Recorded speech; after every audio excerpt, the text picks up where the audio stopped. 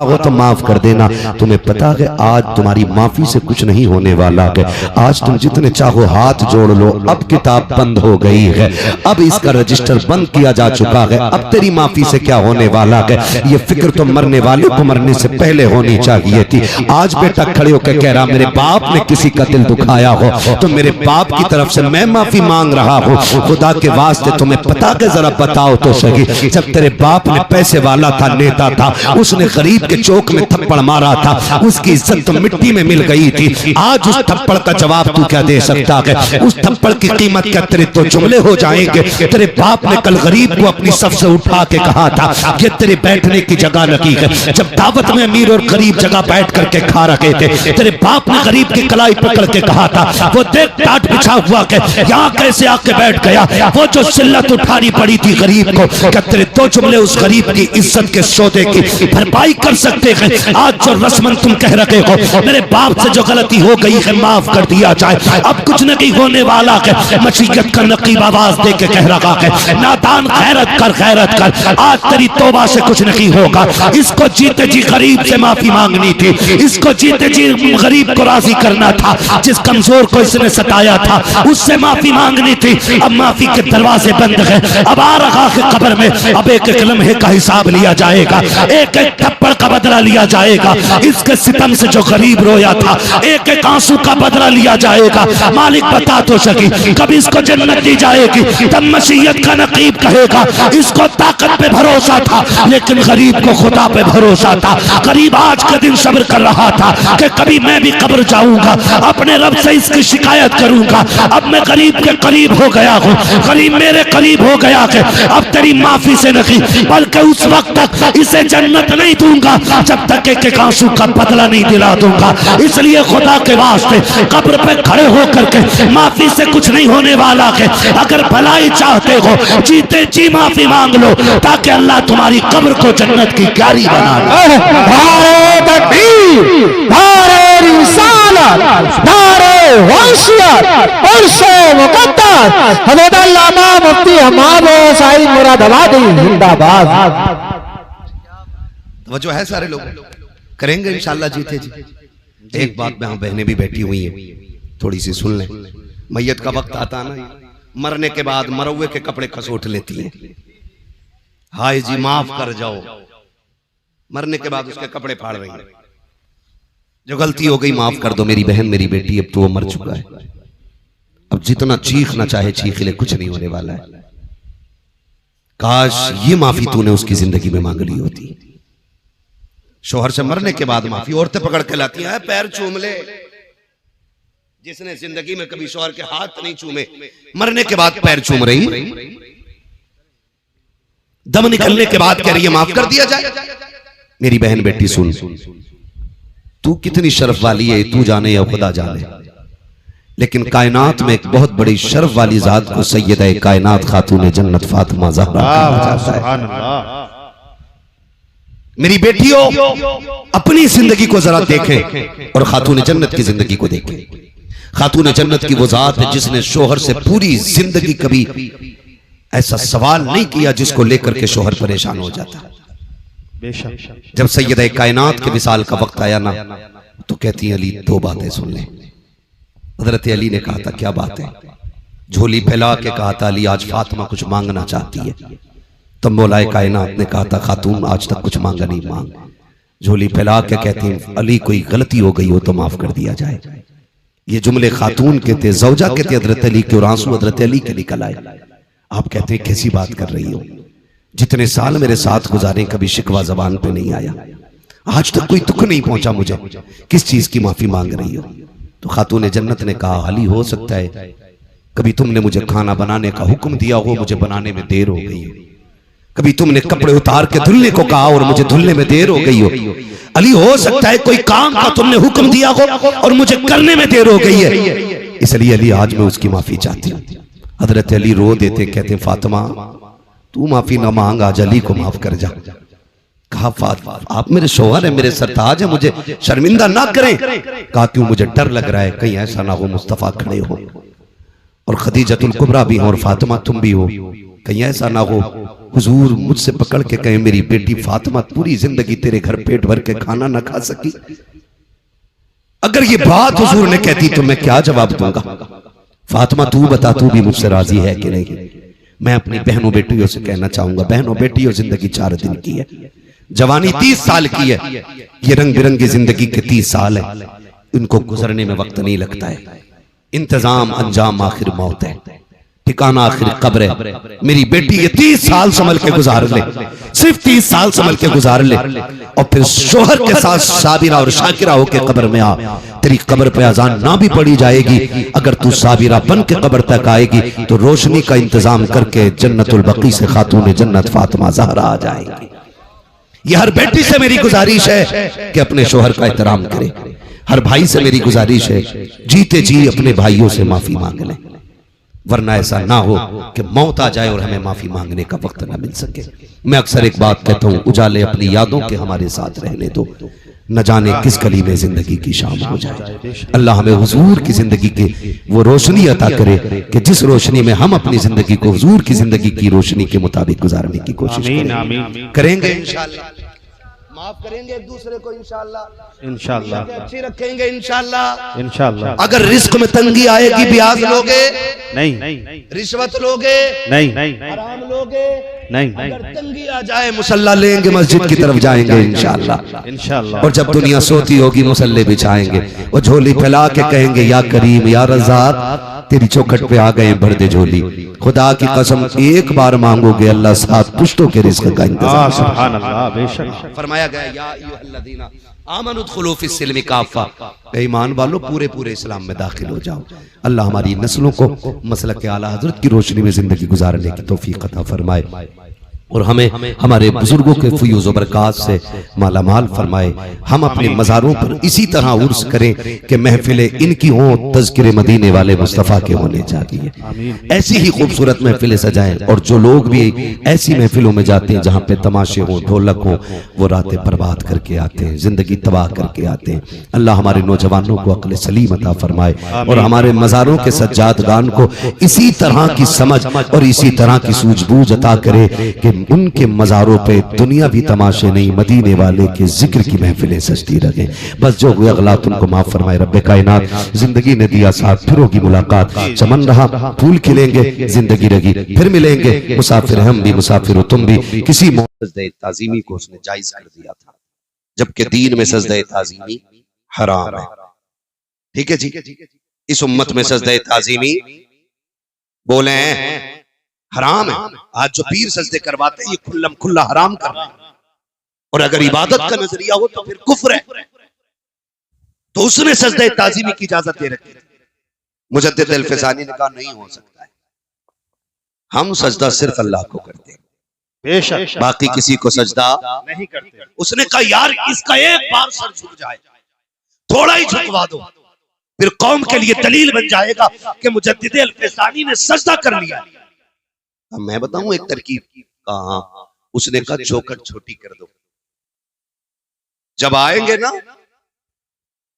शेख अहमद फारूक सरहंदी तो फिर गर्दन झुका के आएंगे और इतना ही काफी हो जाएगा। लेकिन दीवाने की नजरों को जहां देख रहा है, दीवाना खुदा जाने कहां देख रहा है। चौखट छोटी कर दी गई। मुजद्दिद अल-फ़िसानी समझ गए कि ये चौखट छोटी क्यों हुई है। अल्लाह वाले भी अल्लाह वाले होते, लोग पहले सर बढ़ाते तो झुकना पड़ता, आपने पहले पैर बढ़ाए, सर सीधा रखा, अंदर आ गए। उसने देखा लो सर फिर भी नहीं झुका, उसे आया गुस्सा, उसने कहा जेल में डाल दो। इधर डाल दो, जेल में, इधर जेल में। आज लोग कहते हैं ना सच की बात न करना जेल हो जाएगी, क्या करेंगे, पकड़े जाएंगे।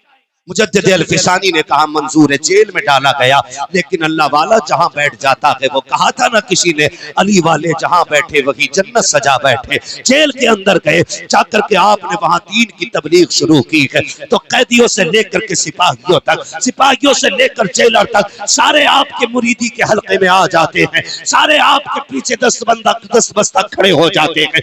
आपकी ये शान और शौकत देखी है। एक दिन जहांगीर की बेटी के ख्वाब में मुस्तफा जाने रहमत तशरीफ ले आते हैं। जब उसने ख्वाब में देखा सरकार आए हुए हैं, लेकिन आका करीम नाराज है। जहांगीर की बेटी ने कहा था सरकार नाराज क्यों है? कहा राजी कैसे हो जाऊं, मेरा बेटा तुम्हारी जेल के अंदर कैद है और मुझसे रजामंदी की उम्मीद रखते हो। उसने बेटी ने उठ के सुबह बाप से कहा बादशाह वक्त सुन ले, रात मैंने मुस्तफा को ख्वाब में देखा है, आका का चेहरा उतरा हुआ था, सरकार गुस्से में थे और कह रहे थे मेरे बेटे को कैद में डाला है, इसलिए मैं तुमसे नाराज हूँ। का खैरियत चाहते हो तो जल्दी से उसको कैद से आजाद किया जाए। जब ये खबर बादशाह ने हजरत मुजद्दिद अल-फसानी को पहुंचाई कि हम तुम्हें आजाद करना चाहते हैं, बाहर निकल आओ। अब अल्लाह वाले भी अल्लाह वाले होते हैं। आज के कैदी को खबर मिल जाए कि तुम आजाद कर दिए गए हो, कूदता हुआ दौड़ता है, फटाफट भागता है कि लो जी आजादी मिल गई है। मगर बाहर मेरे मुजद्दिद, तेरे हौसले को सलाम, तेरी इस्मत और रिफत को सलाम। बादशाह के वक्त कह रहा है तुम्हें आजाद कर दिया गया है, लेकिन मुजद्दिद अल-फसानी ने कहा था ना ना ना ना, मुझे आजादी नहीं चाहिए। कहा फिर? कहा मेरी कुछ शर्तें हैं। कहा कौन सी शर्तें हैं? कहा पहली शर्त तो ये है कि जितने लोगों को तुमने हक बोलने की बुनियाद पे जेल में डाला है, मुझसे पहले उन्हें आजाद करना पड़ेगा, पहले उनको आजाद किया जाए। मेरी दूसरी शर्त ये है कि जो अकबर ने दीन इलाही की बुनियाद रखी है, उस बुनियाद को उखाड़ करके दीन मुहम्मदी को कायम करना पड़ेगा। बादशाह परेशान हो गया। उसने कहा इसके अलावा कहा ये शर्तें पूरी करो तब मुझे आजादी चाहिए, वरना मैं नहीं आ सकता। उधर जहांगीर के सामने मुस्तफा का चेहरा भी था, इधर बादशाह के वक्त के सामने मुजद्दिद अल-फसानी की शर्तें थी। उसको झुकना पड़ा और ये कहना पड़ा। बादशाह ने कहा था ओ मुहम्मद अरबी के गुलाम आजा, कुर्सी तो मेरी है लेकिन हुकूमत आज से इस जमीन पे तेरी चलाई जाए। सुभान, नारे तकबीर, नारे तकबीर, नारे रिसालत, नारे रिसालत, उर्से मुकद्दस, नारे तकबीर। सारे बंदों पे जिम्मेदारियां हैं दीन की, सारे अपनी जिम्मेदारी समझे। जहां जितना जिसका काम पड़ जाए और जितना हुजूर के दीन के काम कोई आ जाए, बस उतना ही अपने आप को खुश नसीब समझे। ये नहीं है कि आप हज करके आ रहे हो, 3 हज करिए, कह रहे अल्लाह का शुक्र है मौलाना इस साल में 6 उम्रे करें, 6 नहीं 8 कर ले। लेकिन अगर तेरे पड़ोस में कोई गरीब भूखा सो रहा है तो बता तेरे उम्रों का क्या बनेगा? मुझे बताना, अगर तेरे पड़ोस में कोई यतीम बच्ची गुर्बत की बुनियाद पे जिसके बाल सफेद हो गए, तो अल्लाह कयामत में तेरे उम्रों पे तुझे जन्नत का टिकट देगा। तुझसे पूछा नहीं जाएगा तेरे पड़ोस में एक बच्ची बूढ़ी हो गई थी, बाप नहीं था, यतीम थी, तो बताओ हिसाब कैसे करना है? इन वलियों के आस्थाने पे आने का फायदा यह है कि हम इनकी जिंदगी को अपनी जिंदगी के साथ मिला करके देखें कि हमारी जिंदगी में और इनकी जिंदगी में कितना बड़ा फर्क है। मजार सबके नहीं बनते, मजार उनके बना करते हैं जो रब रसूल के मोहब्बत में दुनिया से बेपरवाह हो जाते हैं, जो अल्लाह और उसके रसूल के हो जाते हैं। मजार उनके बना करते, मजार उनके बना करते हैं। नौजवान मेरे सामने बैठे, गुजारिश है मेरी आपसे, रवैये अच्छे कर ले, हुजूर के दीन की मदद करें और जितना जिससे हो सके हुजूर के दीन के साथ खड़ा हो। ये आज की सबसे बड़ी जरूरत है। और आखिरी बात कह दूं, अपनी सफों में मोहब्बतें पैदा करो, झगड़ों से निकलो, इत्तेफाक पैदा करो। ये जो मेड़े काट काट के लड़ाइयां मार रखी है ना, ये जो बीघे और बीसों के झगड़े बंद कर दो। आज तक कभी किसी का भला पूरा नहीं हुआ है। बेशक 100 बीघे वाला भी गज भर कब्र में लेटा है, 2 बीघे वाला भी लेटा है। पता अगर तूने 2 बीघा 4 बीघे किसी की मार के अगर जमीन बढ़ा भी ली तो तेरी कब्र में कौन सा अलग से तख्ता लगेगा? अगर जमीन की कसरत कब्र के रुतबे बुलंद करती तो मैं भी कहता 2-4 बीघे मेरे लिए भी हड़प लेना। लेकिन नहीं जानते हुए नाम पर बेनिशान कैसे कैसे जमीन खा गई आसमां कैसे कैसे बड़े बड़े कब्रिस्तान में लेटे।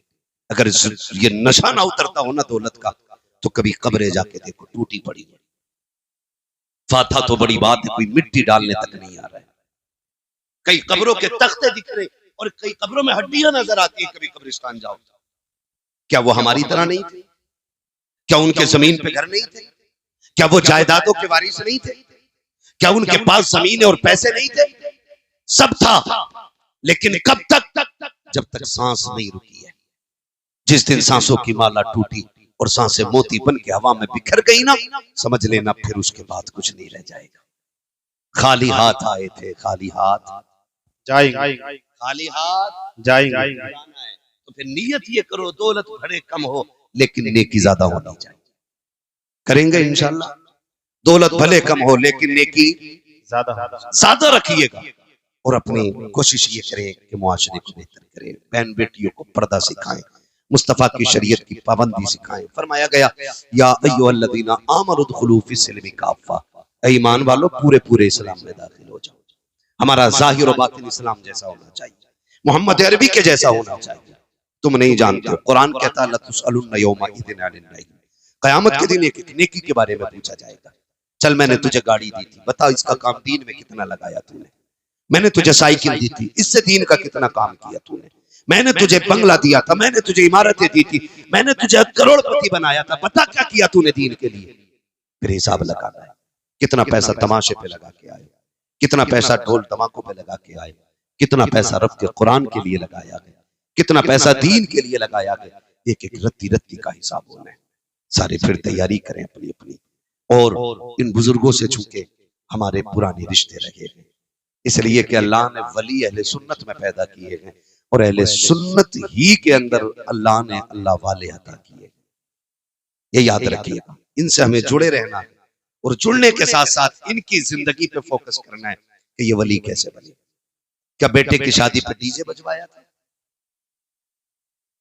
या बारात को खड़े होकर खाने खिलवाते थे? ये इनके मजार से आवाज आएगी बकलूल, विलायत डांस करने से नहीं मिलती है, विलायत रब को रात को रब की बारगाह में मुसल्ले पे खड़े होकर आंसू बहाने से मिला करती है।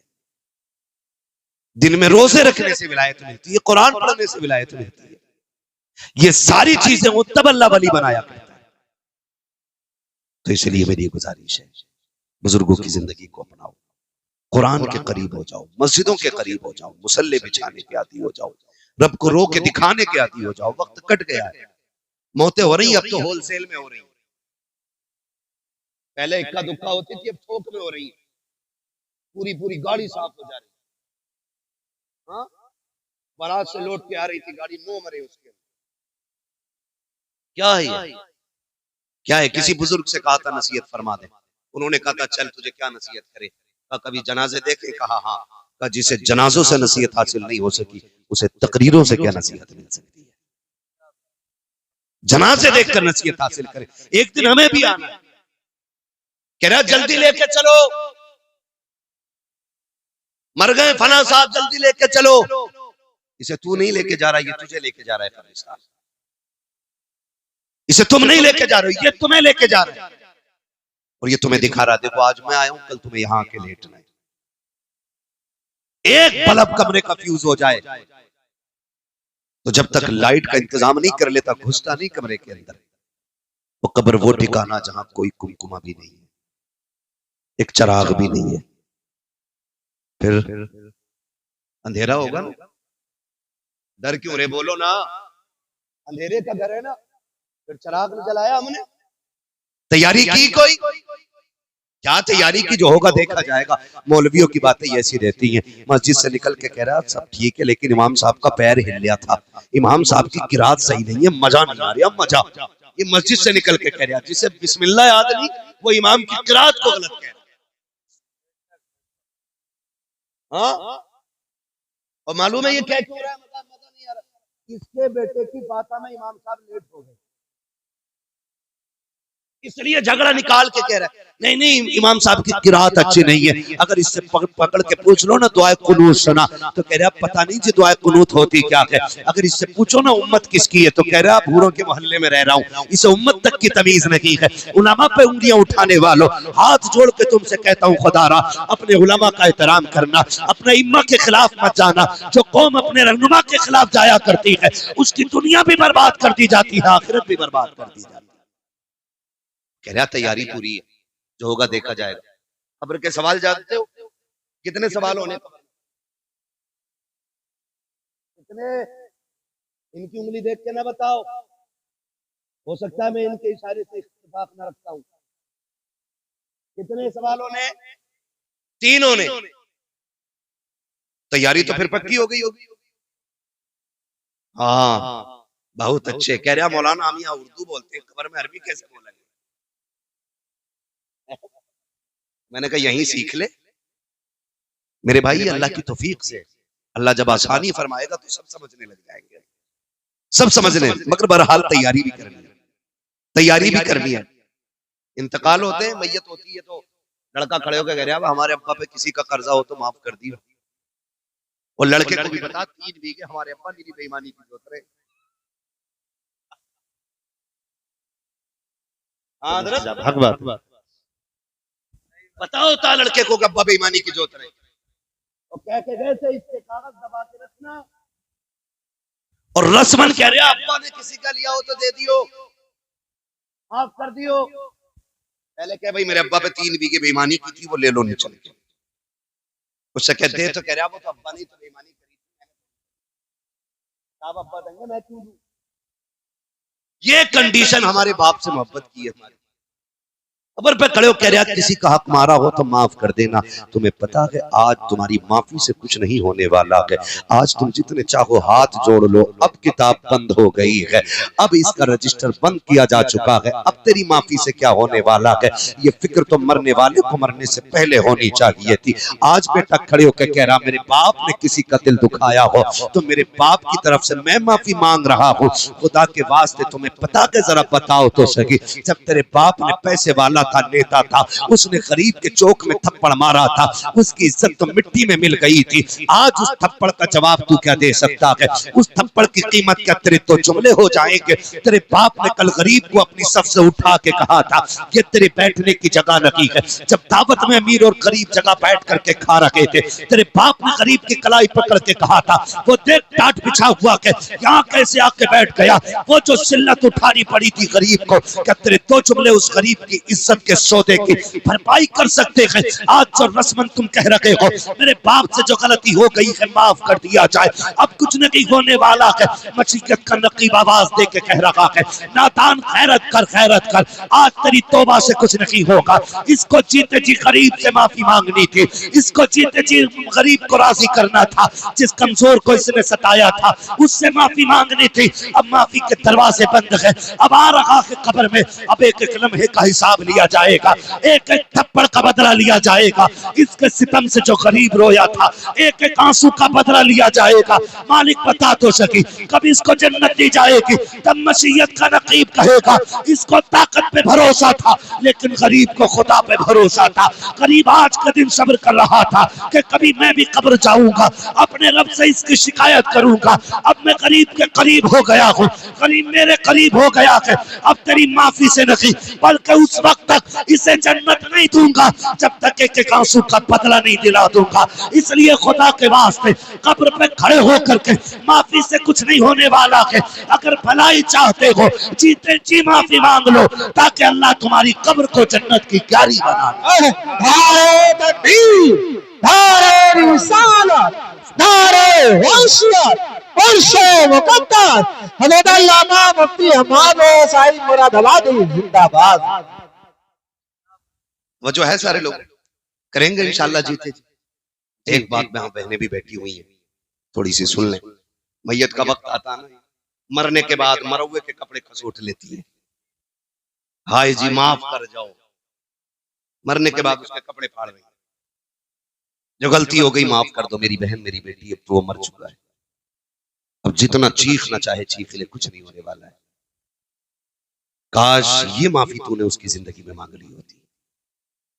शोहर से मरने के बाद माफी औरतें पकड़ के लाती हैं, पैर चूम ले। जिसने जिंदगी में कभी शोहर के हाथ नहीं चूमे, मरने के बाद पैर चूम रही, दम निकलने के बाद कह रही है माफ कर दिया जाए। मेरी बहन बेटी सुन, तू कितनी शर्फ वाली है तू जाने या खुदा जाने, लेकिन कायनात में एक बहुत बड़ी शर्फ वाली जात को सैयदा कायनात खातून जन्नत फातिमा ज़हरा। मेरी बेटियों अपनी जिंदगी को जरा देखें और खातून जन्नत की जिंदगी को देखें। खातून जन्नत की वो जात है जिसने शोहर से पूरी जिंदगी कभी ऐसा सवाल नहीं किया जिसको लेकर के शोहर परेशान हो जाता। जब सैयदा कायनात के विसाल का वक्त आया ना, तो कहती है अली 2 बातें सुन ले। हजरत अली ने कहा था क्या बात है? झोली फैला के कहा था अली आज फातिमा कुछ मांगना चाहती है। तब मौलाए कायनात ने कहा था खातून आज तक कुछ मांगा नहीं, मांग। झोली फैला के कहती अली कोई गलती हो गई हो तो माफ कर दिया जाए। ये जुमले खातून के थे, जौजा के थे हजरत अली के, और आंसू हजरत अली के निकल आए। आप कहते हैं कैसी बात कर रही हो, जितने साल मेरे साथ गुजारे कभी शिकवा जबान पे नहीं आया, आज तक कोई दुख नहीं पहुंचा मुझे, किस चीज की माफी मांग रही हो? तो खातून जन्नत ने कहा अली हो सकता है कभी तुमने मुझे खाना बनाने का हुक्म दिया हो, मुझे बनाने में देर हो गई, कभी तुमने कपड़े उतार के धुलने को कहा और मुझे धुलने में देर हो गई हो। अली हो सकता है कोई काम का तुमने हुक्म दिया हो और मुझे करने में देर हो गई है, इसलिए अली आज मैं उसकी माफी चाहती हूँ। हजरत अली रो देते, कहते फातिमा तू माफी ना मांग, आज अली को माफ कर जा। कहा फातिमा आप मेरे शौहर है, मेरे सरताज है, मुझे शर्मिंदा ना करें। कहा क्यों, मुझे डर लग रहा है कहीं ऐसा ना हो मुस्तफा खड़े हो और खदीजतुल कुबरा भी और फातिमा तुम भी हो, कहीं ऐसा ना हो हुजूर मुझसे पकड़ के कहे मेरी बेटी फातिमा पूरी जिंदगी तेरे घर पेट भर के खाना ना खा सकी। अगर ये बात हुजूर ने कहती तो मैं क्या जवाब दूंगा? फातिमा तू बता, तू भी मुझसे राजी है कि नहीं? मैं अपनी बहनों बेटियों से कहना चाहूंगा, बहनों बेटियों जिंदगी 4 दिन की है, जवानी 30 साल की है, ये रंग बिरंगी जिंदगी के 30 साल है, इनको गुजरने में वक्त नहीं लगता है। इंतजाम अंजाम आखिर मौत है, ठिकाना आखिर कब्र है। मेरी बेटी ये 30 साल संभल के गुजार ले, सिर्फ 30 साल संभल के गुजार ले, और फिर शोहर के साथ साबिरा और शाकिरा होके कब्र में आ। तेरी कब्र पे अजान ना भी पड़ी जाएगी, अगर तू साबिरा बन के कब्र तक आएगी तो रोशनी का इंतजाम करके जन्नतुल बकी से खातून जन्नत फातिमा ज़हरा आ जाएगी। ये हर बेटी से मेरी गुजारिश है कि अपने शोहर का एहतराम करे। हर भाई से मेरी गुजारिश है जीते जी अपने भाइयों से माफी मांग लें, वरना ऐसा ना हो कि मौत आ जाए और हमें माफी मांगने का वक्त ना मिल सके। मैं अक्सर एक बात कहता हूँ, उजाले अपनी यादों के हमारे साथ रहने दो, न जाने किस गली में जिंदगी की शाम हो जाए। अल्लाह हमें हुजूर की जिंदगी के वो रोशनी अता करे कि जिस रोशनी में हम अपनी जिंदगी को हुजूर की जिंदगी की रोशनी के मुताबिक गुजारने की कोशिश करेंगे। इंशाअल्लाह माफ करेंगे एक दूसरे को, इंशाअल्लाह अच्छी रखेंगे, इंशाअल्लाह। अगर रिस्क में तंगी आएगी, ब्याज लोगे नहीं, रिश्वत लोगे नहीं, हराम लोगे नहीं, अगर तंगी आ जाए मुसल्ला लेंगे, मस्जिद की तरफ जाएंगे इंशाअल्लाह। और जब दुनिया सोती होगी मुसल्ले बिछाएंगे और झोली फैला के कहेंगे या करीम या रज़ाक तेरी चौखट पे आ गए, भर दे झोली।